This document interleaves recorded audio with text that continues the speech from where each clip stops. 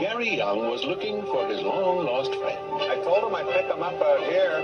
Kevin Franklin. Where you go? I want $50,000 tomorrow, or you're dead. Was looking to get lost. What does he look like, Dad? I don't really know. I haven't seen him in 25 years. And thanks to a case of mistaken identity. Hey, Derek, that's right. It's me. It's you. They're about to become as close as two friends can be. That's it. You have changed. Now, I'm home. I'm staying with some family. They think I'm a dentist. He may not speak French. Bonjour, bonjour. He may not play golf. I look like Fat Albert. Come on, let me wash your balls for you. No, if I grab this stick, you won't. Go! This man is a dentist. Would it be possible for us to see Dr. Bond perform the procedure? Yeah. You might want to just get washed up. Nurse, would you go get some more topical anesthetic? No. No. But as long as no one catches on. Kevin's having the time of Derek's life.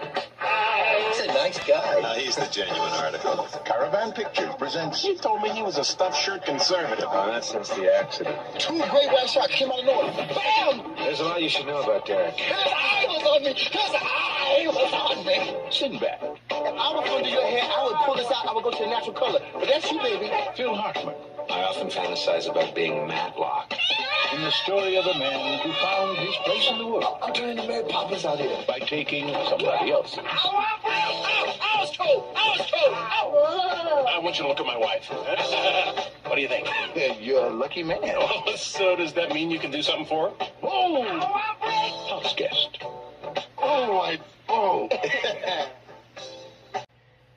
I mean, the story behind the making of House Guest actually goes back 2 years prior to this. In February of '93, Sinbad, who actually signed a deal with Disney to not only do this movie, but also a TV show, which was the Sinbad Show, which was on Fox for, I think, about a year. I think it actually may have been a full year before they canceled it. They put it on after The Simpsons on Thursday night, and then it just never really caught on. They canceled it after one season, and then this movie was part of a pay-or-play deal for him, and took 2 years to finally make this movie. And then you would think in 2 years that they could have made something funny. They could have been something more interesting here, but yeah, this movie really isn't all that good. And you got Sinbad and you got Phil Hartman, two very, very funny comedians who could work off each other very well in a good movie. But here, this thing just gets too stupid too quickly. It wears out its welcome almost immediately. Like, you can't believe that Phil Hartman, a guy like him,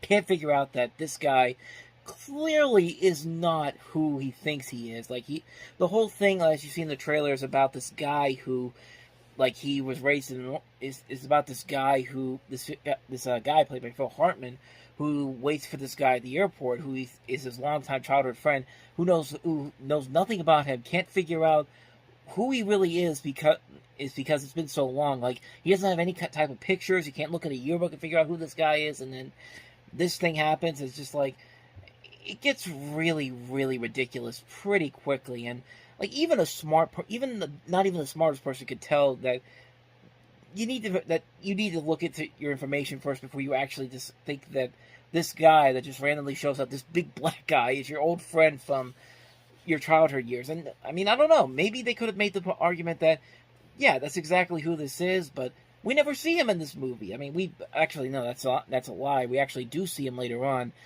and it's Ron Glass. Ron Glass from Barney Miller. He was Susie's dad on the Rugrats, and Ron Glass and Sinbad are clearly two different types of people. What am I even saying? They're two different people, clearly. But not to Phil Hartman in this. It's just a bad script altogether. There could have been maybe a good hook to it if they actually took a chance with it, then actually did something very funny. But it's a typical fish out of water story. It's basically by the book. You can pretty much tell everything that's going to happen. You can pretty much tell everything that's going to take place. It's just not funny whatsoever. It's just a really lackluster film. And you got Sinbad and Phil Hartman. You got two really funny comedians. And you think you could put a good movie together with the both of them in it, but this just wasn't it. This was clearly made by somebody who had a script that was obviously terrible, and they said, let's put some names to it, and maybe they can make it funny. And maybe with a good director, maybe, but here, not so much. House Guest is a pretty mediocre film, and a perfect example of what the dumping ground that January can really be. Like, I've said it before, and I'll say it again.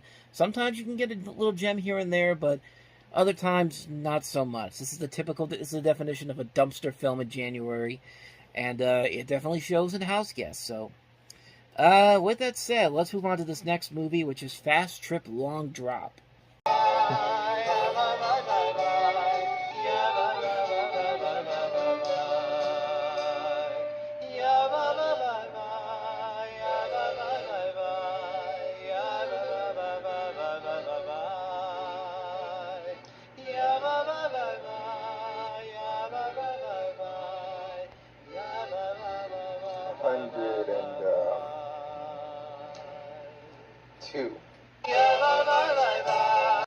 That's not a good sign if I have to go to Facebook to find any types of clips for this movie, because there is literally nothing on YouTube on it. It doesn't even have a Wikipedia page. I actually had to go to the Google to find it, and this is pretty much all I know about it. It's a documentary. It's a biography about this gay Jewish man who speaks out about living with and dying from AIDS. He also discusses how being gay has affected his identity as a Jew and his relationship with his parents. And that's literally all I got for you, because I couldn't find any other thing about this movie except on IMDb and through a Facebook video I found. But it was a documentary that came out on this weekend. I literally know nothing else about it. Obviously, I can't really comment too much more on it because I haven't seen it. But I mean, there's potential there. I mean, judging by the little clip I saw in the synopsis, there is potential there for something interesting, but there's not really that much to go off on. I don't even know if this actually has a physical release anywhere, and I think you have to really, like, dig deep online or go somewhere to find a copy of this somewhere. But I don't know. It's not something I'd rush out to see right away, but I don't know. Maybe it could have some potential to it. But other than that, I really don't have anything more to add to it because I don't really know too much about it. Fast Trip Long Drop is the name of the film. Question I want to ask you all: how many people came here to change the world?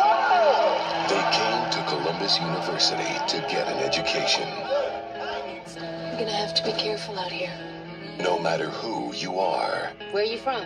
Orange County. It's near Disneyland. No matter where you're from. You live near Disneyland. Welcome to the real world. No matter what you believe. What you learn is up to you.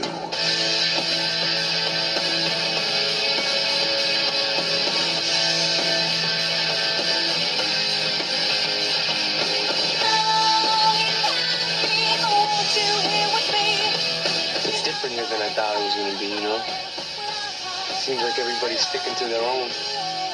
People don't realize how far down the drain America's gone. Columbia Pictures presents a new film from John Singleton. Information is power.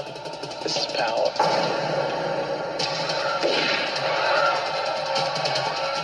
You're dead. There are many ways to fight a battle. Some people use their mind. Some people use their fists. What are you gonna do, college boy? The basic premise of democratic theory. They are entitled to life, liberty, and the pursuit of happiness.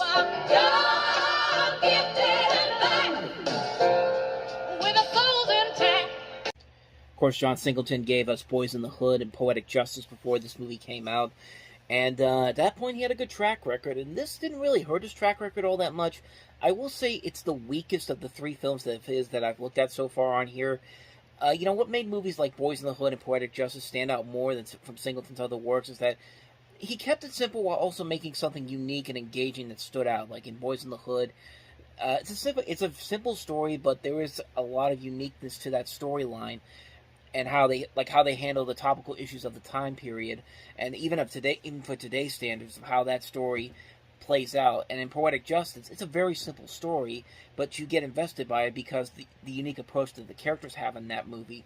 And here you can definitely see where he's coming from with this, but I think there's just a little bit too much going on here. Like, he wants to tackle a number of subjects at once, and also very topical to this very day, but there just isn't a good enough script to work with it. I think the acting is what really sticks out with this movie the most. That's the best thing about it. I mean, you always got Lawrence Fishburne, who will usually turn in a very good performance. Ice Cube's very good in here. So is Omar Epps. Christy Swanson and Jennifer Connelly are really solid. I like the chemistry they have together. You got Tyra Banks in here in a good role. Michael Rappaport's also very good here. Regina King, Busta Rhymes. A lot of solid performances in this movie. In the case of this movie, the acting, I think, is the best thing that stands out the most about this film. The script, I think, is just a little too much. Instead of just trying to keep it a little bit more simpler and while trying to be more unique like he did with his other movies, the situations are a little much here, and the editing as a whole I don't think is as strong as it could have been. A lot of good ideas to work with here, a good message there.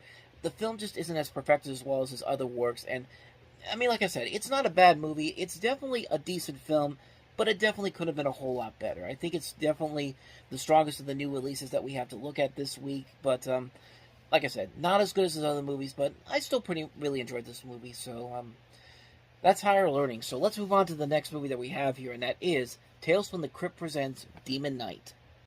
Universal Pictures is proud to present the motion picture directing debut of one of America's most talented and respected artists. Cut! Cut, cut, cut, cut, cut! Oh, hello, kiddies. So glad you could join me.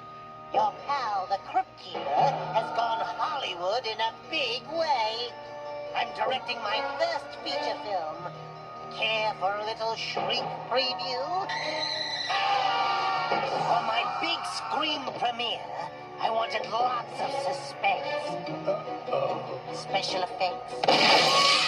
Sex. Violence. The kind of thing you could really sink your teeth into. Lights, camera, action! It's about a chase through the ages, a race against time.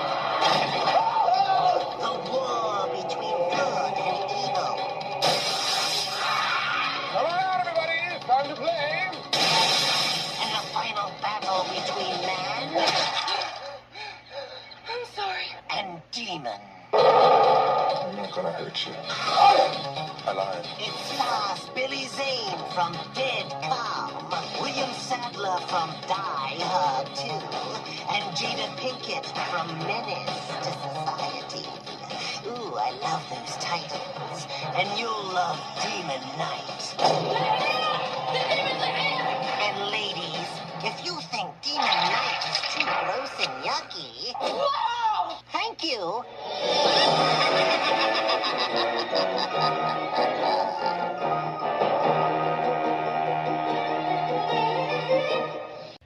Of course, this is the first feature film based off the popular HBO anthology series Tales from the Crypt, which was basically kind of the late 80s, early 90s equivalent to The Twilight Zone, except much more gorier, much more violent, and much more funny, too. Like, this Tales from the Crypt was an amazing show back then. If you didn't grow up with that show back then, you really are missing out, because that show was a ton of fun, largely held by with the unique style of storytelling that they had. They had all these different writers and directors, notable names like Robert Zemeckis, Richard Donner, just a lot of notable names. Even Arnold Schwarzenegger directed an episode or two.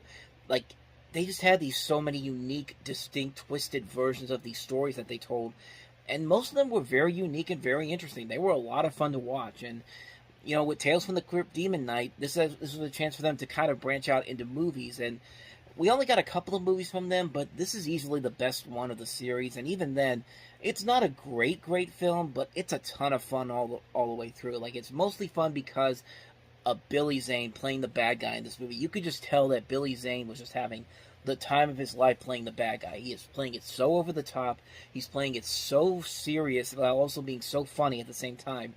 It's a great performance, and it's insanely funny to watch him just go all over the place in this film.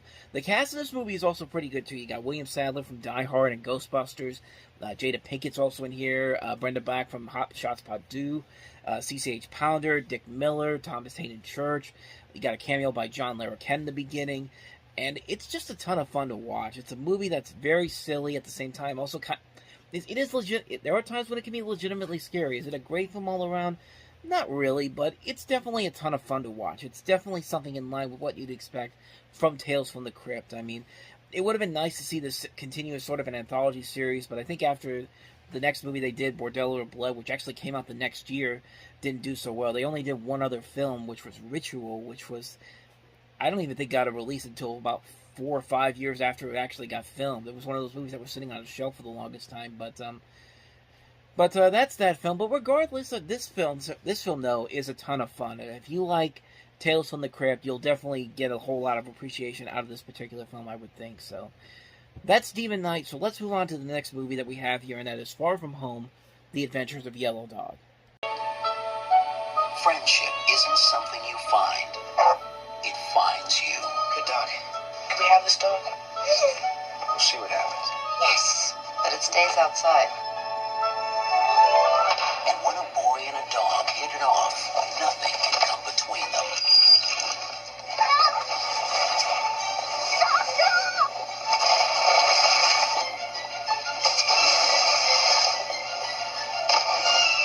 Oh, God, it's very nice. But you don't even know how to sit. See you guys in a week. Okay. I made you these. They're a little burned, but not much. 20th Century Fox presents an extraordinary adventure Defeat Coast Guard radio. about a friendship that would face the ultimate test. Defeat Coast Guard radio. Yes.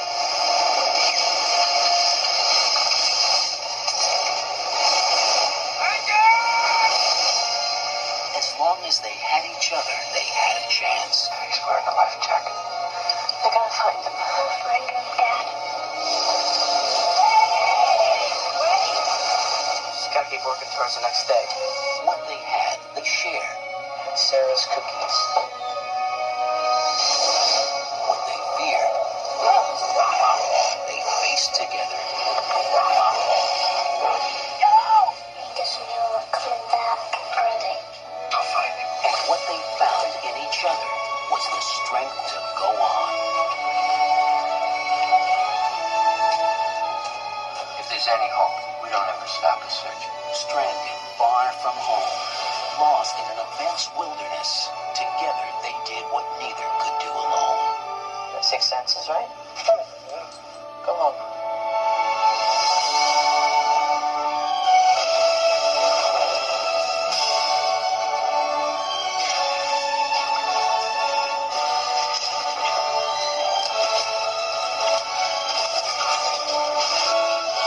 Far from home, the courageous struggle of a boy and a very special friend to do the impossible.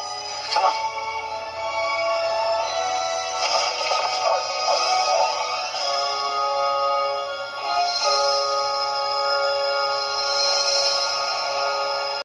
And it's pretty much as obvious as you could possibly get with it. It's basically a story that has this kid, played by Jesse Bradford, who was just in King of the Hill and would later go on to do films like Clock Stoppers and Flint Fan.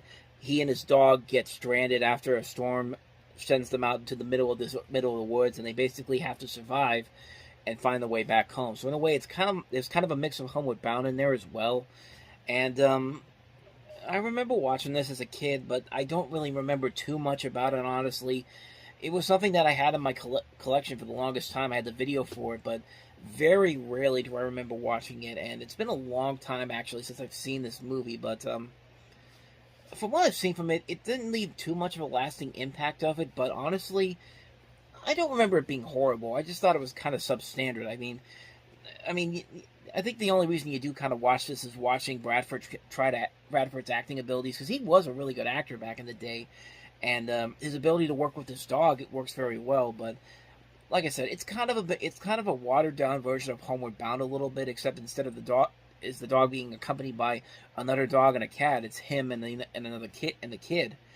And the director of this is Philip Borsos, who, a name that may not sound too familiar, but he has directed some notable works. He directed The Gray Fox with Richard Farnsworth back in the 80s. He did a very underrated Disney Christmas film back in the 80s, One Magic Christmas.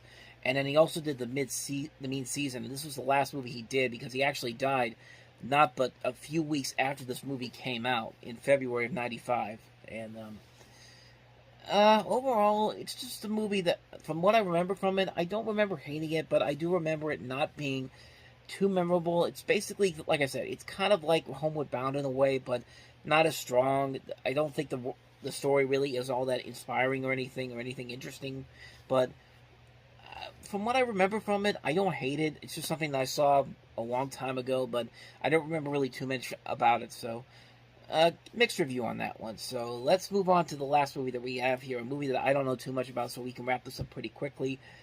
Brother Minister, The Assassination of Malcolm X. Malcolm? Did you make Malcolm? Did you clean up Malcolm? Did you put Malcolm out before the world? Tonight, the Nation of Islam is reacting with anger to allegations that have put its leader under fire. Was Malcolm your traitor or was he out? Shabazz, the widow of the slain Nation of Islam defector Malcolm X, implicated Farrakhan in her husband's assassination. And if we dealt with him like a nation deals with a traitor, what the hell business is it of yours? This is why I say it's the ballot or the bullet. It's liberty or it's death. Why the Audubon, they said, according to here, he said because they knew he would be here. The game is being played here. Even if I wanted to, even if I was crazy enough to get a machine gun and try it, I would have never got in. Those two guys coming together in the winter of 1965 had to be J. Edgar Hoover's worst nightmare. I totally reject the notion, the allegation that the FBI was directly involved in the murder of Malcolm X. I now bring before you a man that would give his life for his people. Nigga, get your hand out of my pocket!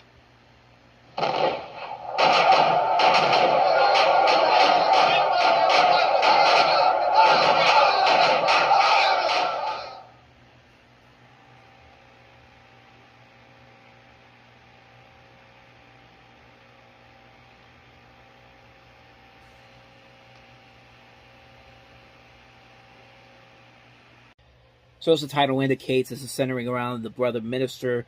They reveal the mystery surrounding the assassination of Malcolm X at the Audubon Ballroom in New York City in February of 1965. It tries to probe the innocence of two of the convicted assassins, revealing the true identities of the killers, examines the FBI and NYPD clandestine roles in the assassination, and discover the secret origin of the Nation of Islam and its political and religious legacy of America, in America, I should say. And that's honestly pretty much everything I know about this movie, because kind of like with the movie we looked at last week, Fast Trip, Long Drop, I think that's what it was called, yeah. But just like that movie, there's not really anything too much on Wikipedia about it. I could barely find a whole lot of stuff about it, except for the IMDb page. But and that clip I showed you, which actually has a clip from the Today Show with the, I'm guessing it was the people behind the making of the film, or I don't know. I didn't really get to watch the second half of that, but there was from that clip I showed you, there was the second part of that. Like I said, I haven't seen the movie, so I can't really comment on it too much, but I don't know. I mean, it could be an interesting documentary to find out about what happened that day. I mean, I like Malcolm X, the Spike Lee film that came out several years before this, but I don't know. I just don't have any real interest to see it. I mean, there's definitely an audience for it, but nothing really more I can add to it, because I can't really say, because I haven't seen it, I can't really say too much about it, but it came out this weekend, so that's pretty much all I got to say about that one. So that's Brothers Minister, The Assassination of Malcolm X.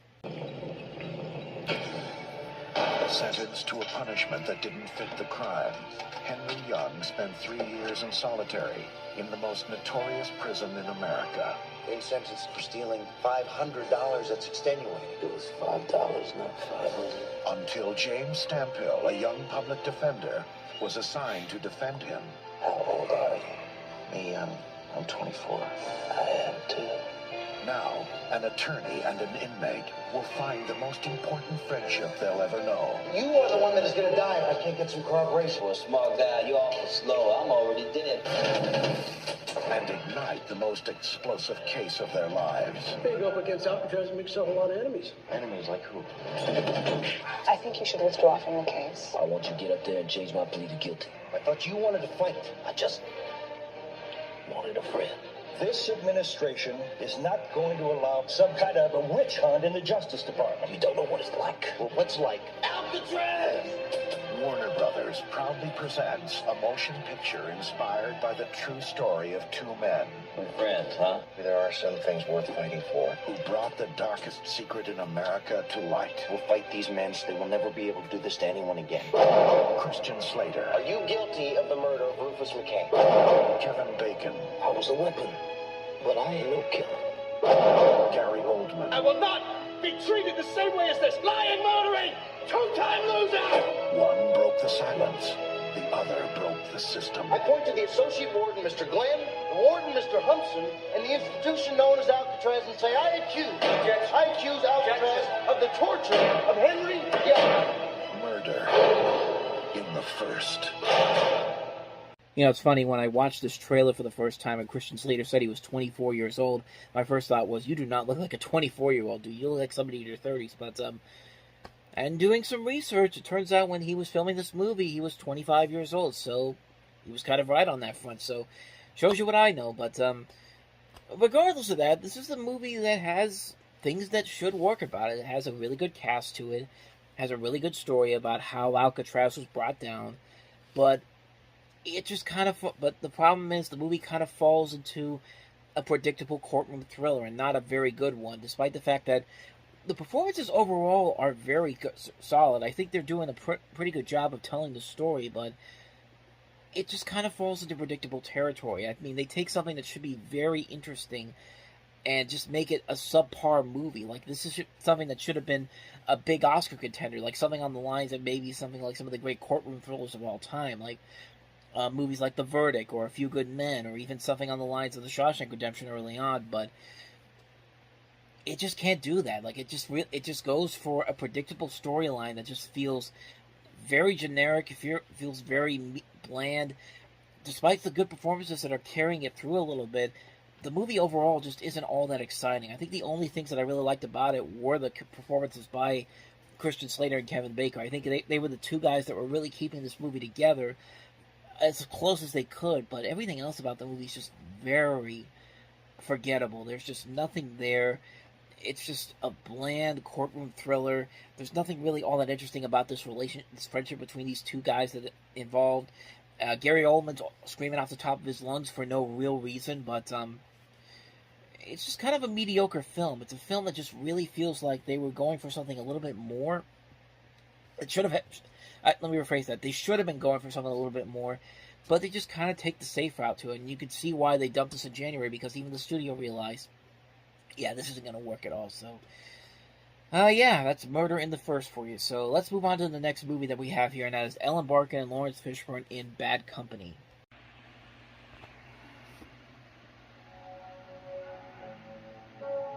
You're Nelson Crowe, and used to be a secret agent man. Enter a world of treachery and betrayal. So what happened with you and the agents? Temper tantrum. Temper tantrums are good. Who'd you try and kill? He's an aggressive, healthy, heterosexual male with a superior IQ of 141. And just a touch of paranoia. I like a little paranoia. It keeps them careful. In this company, we are thriving, I assure you. Doing whatever needs doing for a price. Does that give you pause, Mr. Crow? it doesn't matter how good you are, only how bad you can be. Find her and kill her. If you won't do it, I'll find somebody who will. She's 36, single, and you call her Snow Queen. I'll be alone for the weekend at the cabin. Like me to come along? So what's our assignment? Information's on a need-to-know basis. I like details. You want them now? What kind of pitch did she make? Small risk means small profit. Big risk. Big profit. You've been busy. Trust no one. He's bad. He's awfully bad. Use anyone. What about Grimes? Grimes goes. Stop at nothing. What about Crow? Simple. We kill him. When this starts, Start pulling the trigger. Ellen Barkin. Lawrence Fishburne. You and I are forever. I decide when forever ends. Bad Company. He is a nasty piece of work.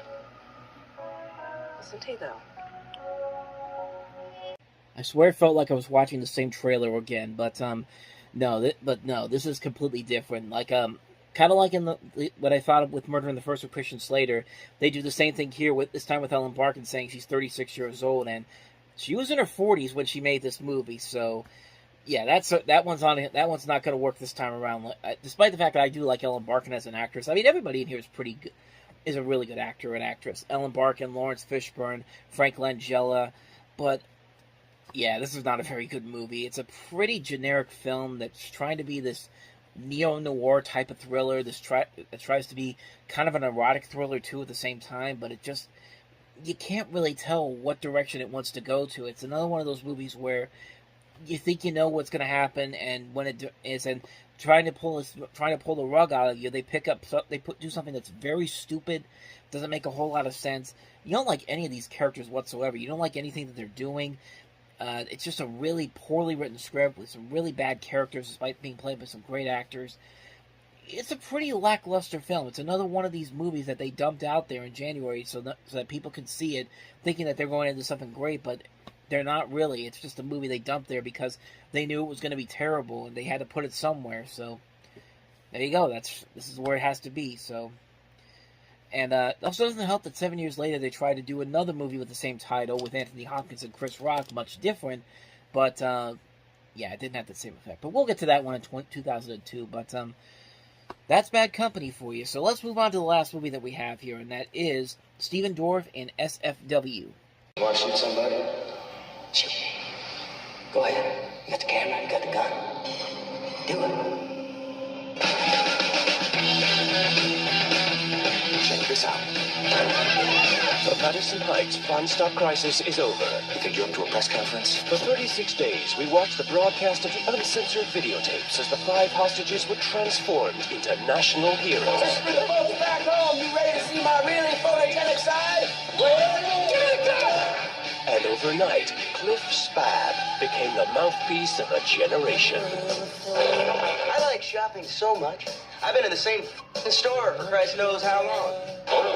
So, how does it feel to be famous? It feels angry, man. Who are you, Cliff Spab? Man, I thought it was crazy in there. I hear it's fucking insane. Maybe even trying to explain what happened in that store is just pointless, you know. What's Cliff Spab really like? You met Cliff Spab at the fun stop. You and Cliff are very different people, aren't you? People don't understand him. I mean, he wasn't trying to do anything. Showtime! Mr. Spab is being sought for questioning. You're nothing but a cow now. Good luck being nobody. Don't worry, guy, your 15 minutes are almost up. Exactly what is it to do with going against? Without the pants, what you got? You've got a message. What's my message? Say it along with me. So fucking what? The message is that there is no message. It works wonders.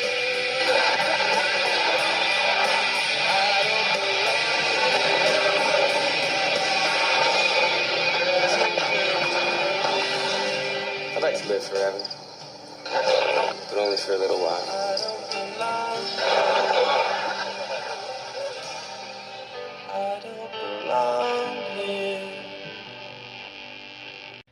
Again, another movie that has some really good ideas to it. I mean, Stephen Dorff. You also see Reese Witherspoon there, who I thought early on was Alicia Silverstone, but as it went on, I realized that yeah, it's Reese Witherspoon, and it's written by Danny Rubin, the guy who did Groundhog Day, which is one of my favorite movies of all time. So you would think there'd be a lot there to go on, but no, it's basically kind of a watered down mix of Natural Born Killers meets Ed TV, kind of.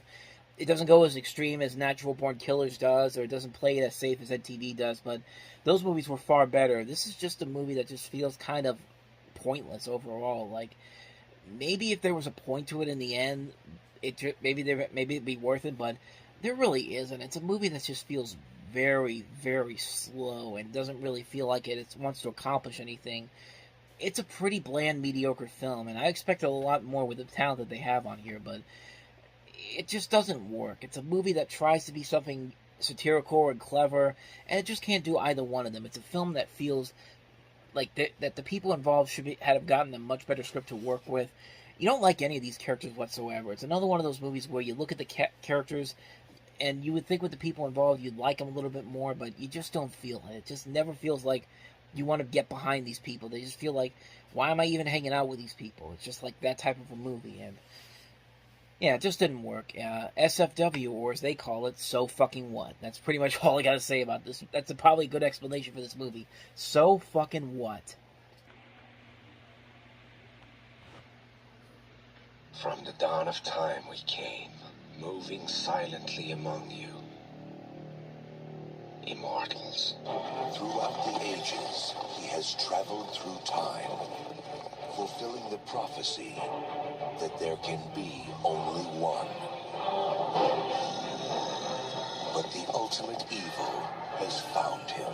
His name is Cain. Highlander's out there somewhere, and he owes me 400 years. One is a master of the sword. I know who you are. You're Connor MacLeod, born into the clan MacLeod. The other, a master of illusion. Some say he's the devil himself. Two enemies from another time are about to collide in this one.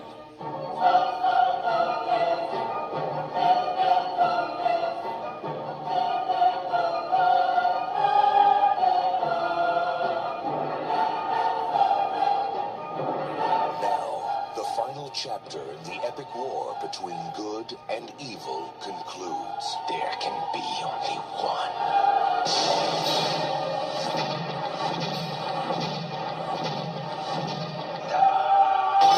Highlander, the final dimension.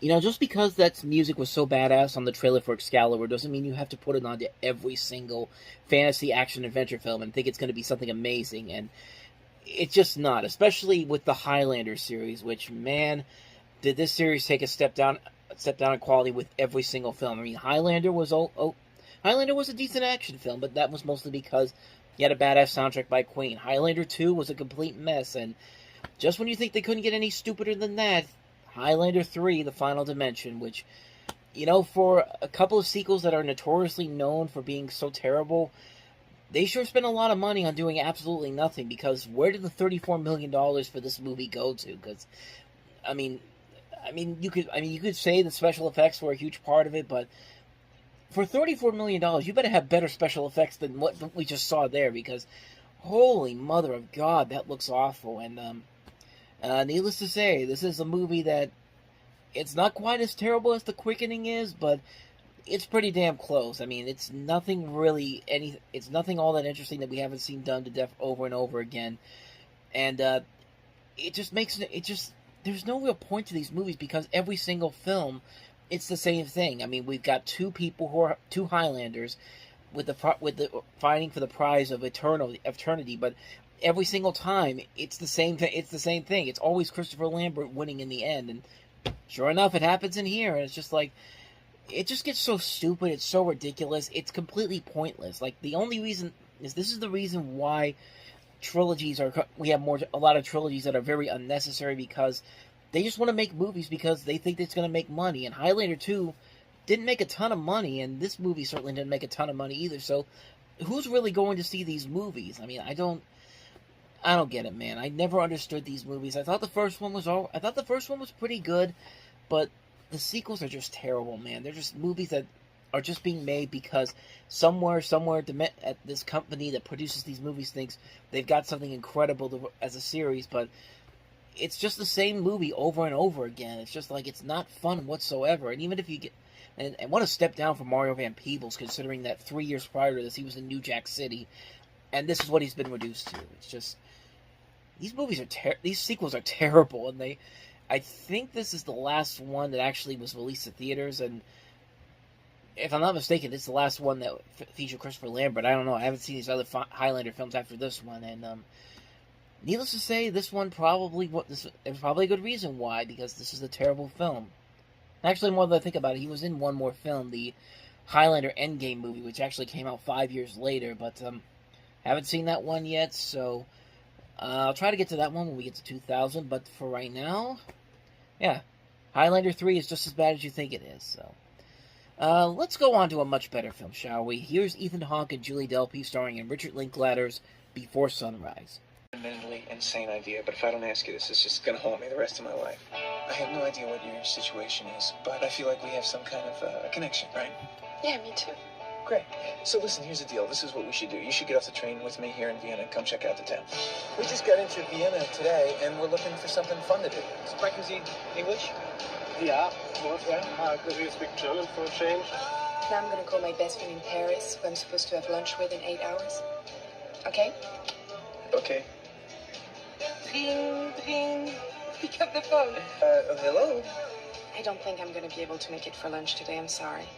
I met a guy on the train, and I got off with him in Vienna. We're still there. Are you crazy? Probably.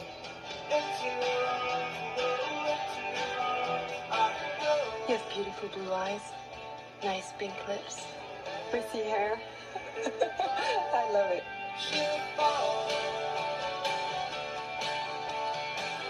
I like to feel his eyes on me when I look away. You couldn't possibly know why a night like this is so important to my life right now. But it is. Since we're never gonna see each other again, I don't think we should sleep together. Let's see each other again. I don't want you to break our vow. Just so you can get laid.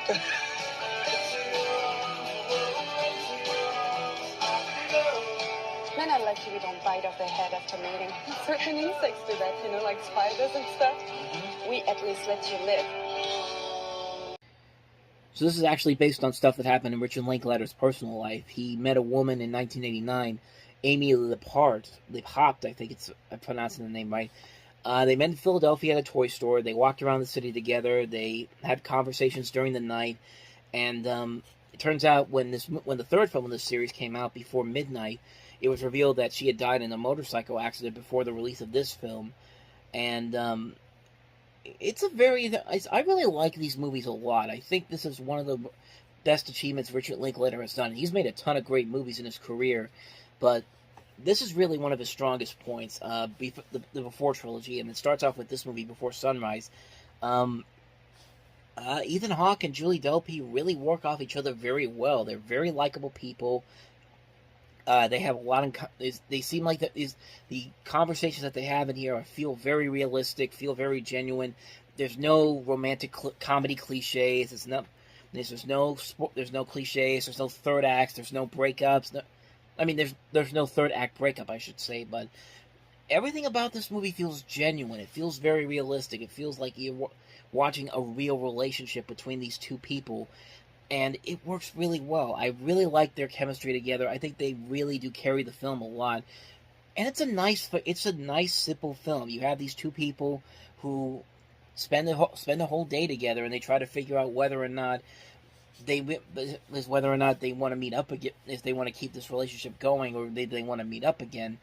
And the way the film does this is so well done. It's very well done, mostly because of what Hawke and Delpy really bring to this. And I just love these movies to death, man. I really love these movies. I like the realism in the relationship and the chemistry, the way they talk to each other, the way they just explore things around in town. It's just a phenomenal film. It's a nice, comfortable film, and it just really works so well. It's my first time ever noticing that these movies existed was with the second film, Before Sunset, which looked pretty at the time I thought looked pretty interesting on its own. And it took me a while to actually get into watching these movies, because I didn't really see them until about maybe 4 years after Before Midnight came out. And I'm glad I did, because these movies really are good. They're very nice films. They don't really have a whole lot of action going on in there. It's just a character study between these two people and whether or not they should be together or not. And I think it's very well done. It's a really good, solid film. And it just shows the range that Richard Linklater has as a filmmaker that we'd later see on in his career. I really love this movie, man. I really love this series overall. It starts off on a great note. If you haven't seen Before Sunrise, I highly recommend checking it out. So, with that said, let us move on now to the next movie, and that is Death and the Maiden from Roman Polanski.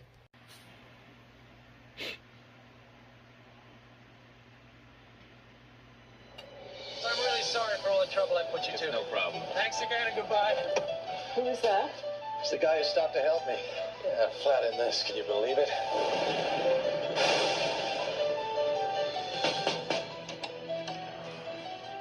I forgot to take it out. I drove all the way home before it hit me. Of course, I'm so stupid. This time you have to have a drink. You know what Nietzsche said? Nope. We can never entirely possess the female soul. What is this? It's him. Who? The doctor who played Death and the Maiden. You thought that you recognized him. Thought? You were blindfolded. The voice. His laugh. I don't know you. I've never seen you before in my life. I don't know what it is you think I've done. This is kidnapping. This is assault. We're going to go to jail for 20 years. What are you going to do with him? I want him to confess. How can I confess to something I haven't done? You might kill him. We push him off the cliff onto the red car. They're still going to know it was murder. So what am I talking about? I'm telling you, it's him. He talked about science and philosophy. He liked to quote Nietzsche. Nietzsche? She's mad. She needs therapy. You are her therapy. I'm not crazy! Sigourney Weaver. Ben Kingsley. Stuart Wilson. Tell me, what can I say? What do you want me to say? If I'm guilty, you'll kill me. If I'm innocent, you'll kill me. I just want the truth. Death and the Maiden. It was a good 20-25 year period when Roman Polanski was just delivering lackluster film after lackluster film. There was a lot of really bad movies. Every once in a while, he'd deliver something.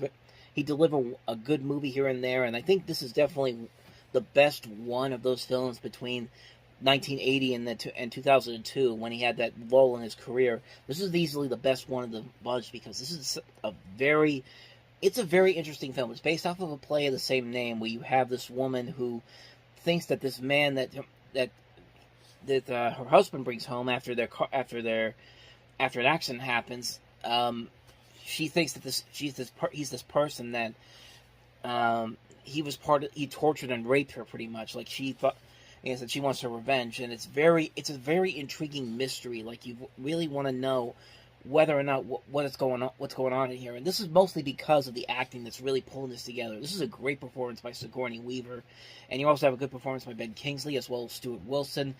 It's a very solid film. It's a very good mystery. You really don't know how it's going to turn out in the end. Like, what's the end result going to be, and you're just along for the ride. It's just such a great movie, a very underrated gem from Polanski, and just a terrific film. If you haven't seen it, I highly recommend checking it out, because this is one of those real surprises that really took me by surprise, because I saw it on a blind view, and I was pleasantly surprised by what I saw by it. It's terrific little underrated film. Definitely check it out. Roman Polanski's Death and the Maiden. So, moving on to the next movie, and that is the comedy Miami Rhapsody.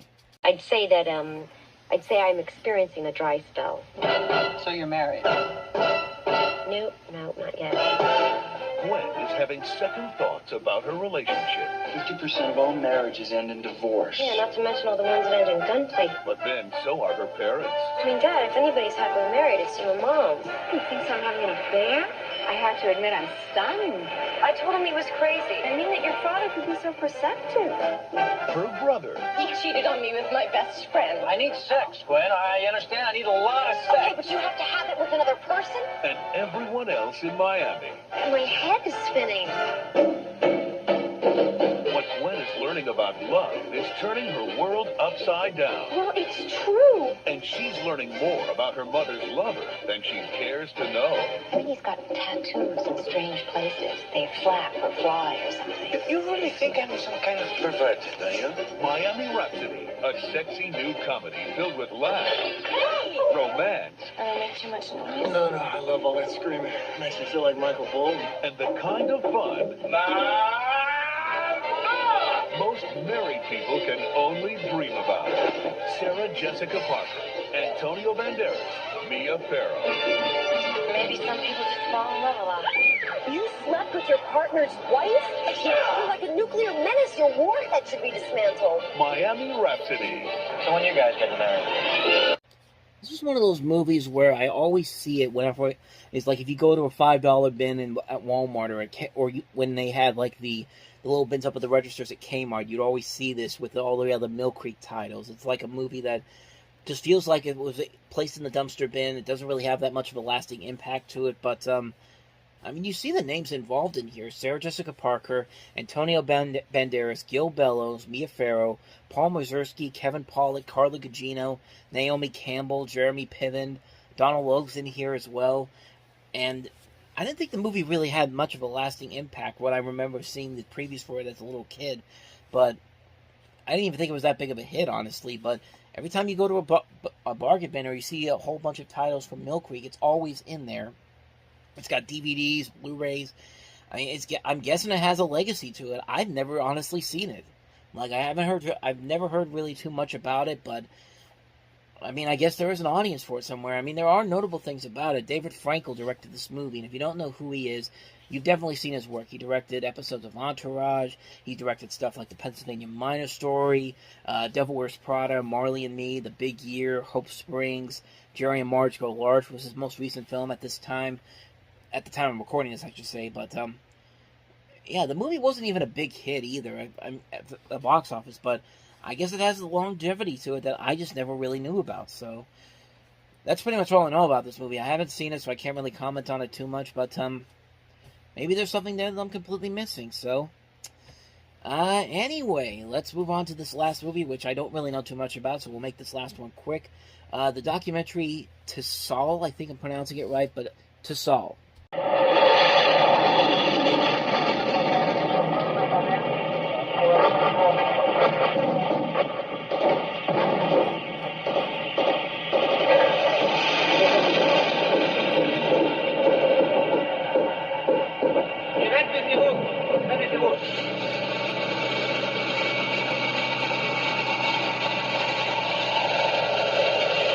Do you like punks? Yes, very much. You like? Yes, I like to drive them. I like to shoot from them. So basically, this is about an in-depth examination of the Israeli Defensive Forces and what is demonstrated about Israel's national identity. It's a documentary. It runs for 5 hours and 16 minutes, as I'm looking at it here on Google, because this doesn't have a Wikipedia page for it, so I have to look up as much as I can, so I have to go to Google to do it.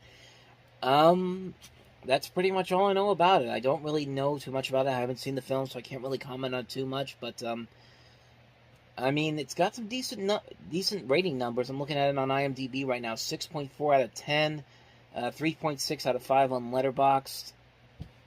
I wish I could give you more about it, but that's pretty much all I know about it. It was released it was released in theaters this weekend. That's pretty much all I can give you. I wish I could give you some more information, but that's pretty much all I got for you on that one. So that is To Saul.